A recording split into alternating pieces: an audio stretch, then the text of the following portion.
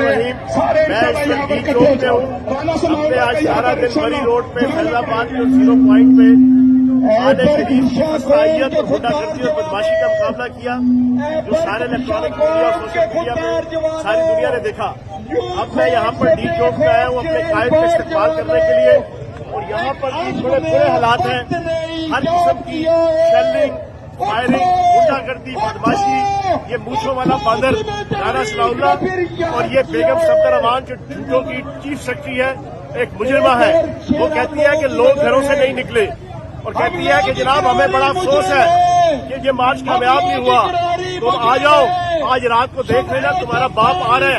अभी वो अटक क्रॉस कर चुके हैं, वो आएगा तो तुम्हें पता चलेगा कि फिर यहाँ पर कश्मीर हाईवे पे और इस इस्लामाबाद में क्या माहौल बनता है।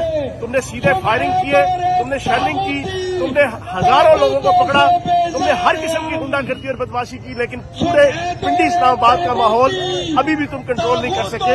ये डी चौक का सारा माहौल आप देख सकते हैं। जब नगरी अंधी नगरी हो तो इस जुर्म में जो दी जाए।